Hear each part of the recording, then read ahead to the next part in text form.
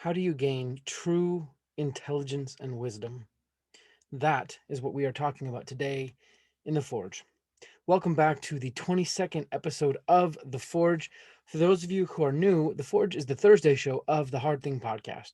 And the Hard Thing podcast is the podcast focused on helping you become more resilient so you can overcome the trials and obstacles between you and a better life. Usually on Mondays, I speak with individuals who've done incredibly hard things in order to figure out how you and I can do those hard things as well. On Thursdays, usually myself, Justin Lewis, and my co host Ty Crockett, we put ourselves to the test doing the action items that our Monday guests actually leave with us in the show. We also give each other challenges in an attempt to show you and get you to do hard things. But today, unfortunately, I am alone, so you're going to hear some thoughts from me that I have about how to push yourself, do hard things, and create a better life and a better you. We've had a bit of a spell where Ty and I haven't given each other challenges recently. So if you do want to help us out with that, you can go to thehardthingpodcast.com/submit-challenge. That's thehardthingpodcast.com/submit-challenge. And you can submit a challenge to us.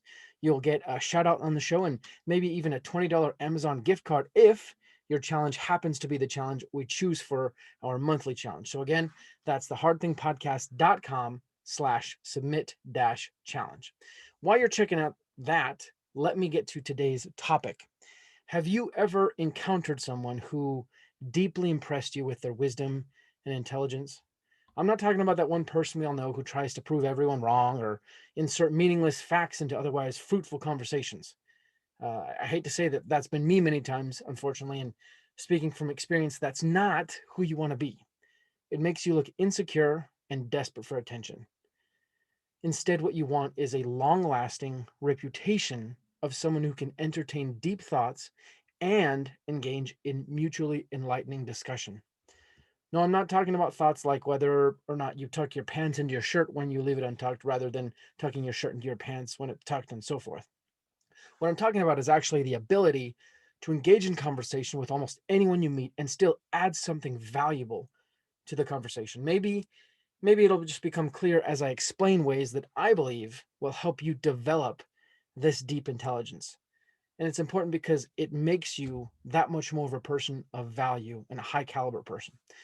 Before I do though, let me tell you clearly that I'm not one of these really intelligent wise people. I'm making this podcast episode actually to hopefully get my ideas out and clarify them to myself. You might disagree, and in that case, excellent. I'd say excellent because I'd love to have a discussion with you about it. So send me a message or a comment at the Hard Thing Podcast on Instagram, and we'll have a chat. I'd love to chat with you about it, and maybe you can help me revise this and make it better. But now let's get to 5 practices to develop deep intelligence. First one is read.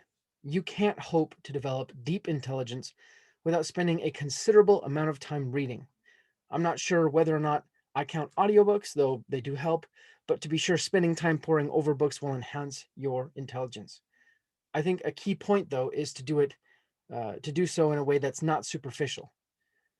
Don't read just so you can post pictures of what you've read on social media or check off your list of books you wanted to read on Goodreads. Instead, read to understand it. And more importantly, I'd say read to change. Read every book as if it had the potential to be scripture because if it changes your life, it could be. Now, I'd say that it's more important how a book changes you than whether or not you read the book. So a lot of people think about whether or not how many books they should read in a year. I'd say how many books change you in a year or do you use to change your life? That's a better question. And actually, speaking of better questions, number 2 is to ask better questions. There's the common quote, and I don't remember who said it, but I think it was a very ancient person in Rome or Greece, I think.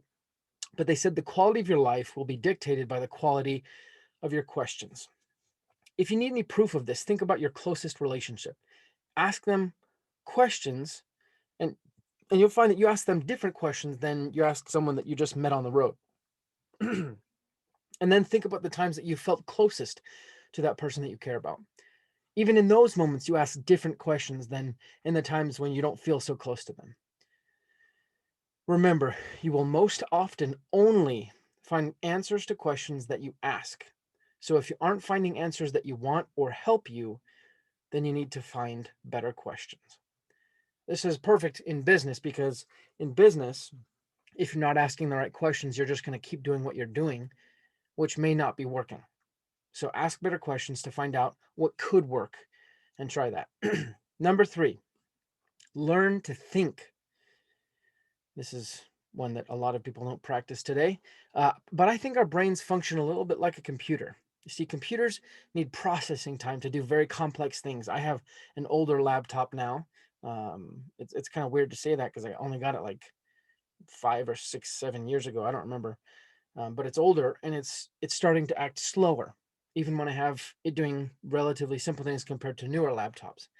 But that's exactly how our brains are. Thinking about complex topics requires us to devote time to processing. And in today's day and age, we have so much going on that it's a wonder that we can function at all. It's also important to remember that in this day and age, we expect everything to come with 2-day shipping. But that's not how profound wisdom or intelligence come. Instead, they come with time.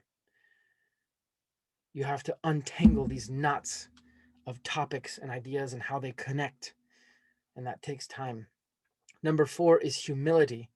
You need to be keenly aware of the fact that there are many facts of which you are unaware. This means you are willing to use many different methods to find intelligence and wisdom.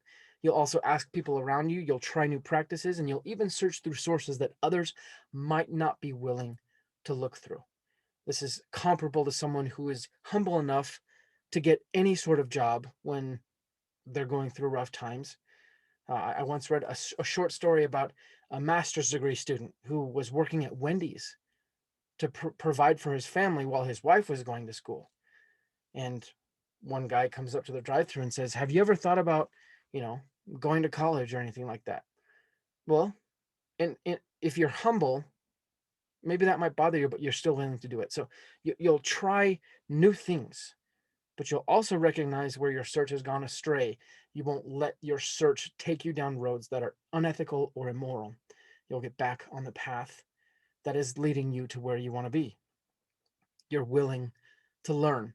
And speaking of learning, number 5 is experience. I had originally named this one pain or suffering because so often pain or suffering is the consequence of our experiences. But to be wise, you need experience. You need good and bad. You need sweet and sour. You need rough and soft.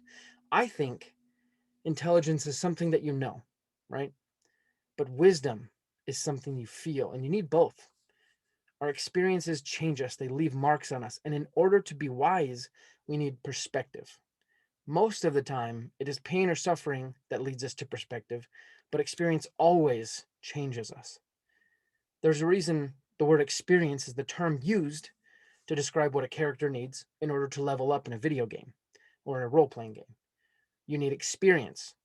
So, why would that be any different in real life? All of us need experience in order to develop wisdom and intelligence. So, summing it all up, number 1 is read. Number 2 is ask better questions. Number 3 is learn to think. Number 4 is humility. And number 5 is experience. This list is far from comprehensive, but I've seen each of these help me gain more perspective and develop deeper intelligence and wisdom in my life. I look up to a lot of people also. And from what I've seen, the people that I look up to do all these things. They practice all these practices. And the thing is, you and I can be exactly like them. That's the whole point of the Hard Thing podcast, to help you and me be just like them. Well, not just like them, but emulate their great characteristics. We can benefit from deep perspective, intelligence, and wisdom. And the people around you will recognize the change in you. They will recognize that you have become more of a person of high caliber, more of a high caliber person. Thank you guys for listening to today's episode. I'd be interested to see what you think. So go ahead and go to social media and let us know what you think. But thank you so much again for rating and reviewing the podcast. It means a lot. I love seeing ratings and reviews pop up. It makes me feel good, even ones that aren't super positive or whatever. I appreciate those. But also, thank you guys for sharing the show. I really couldn't do this without you. And every time you send this to someone that, maybe is having a bad time or might be looking for some answers, it really helps the podcast a lot. So I just can't thank you enough.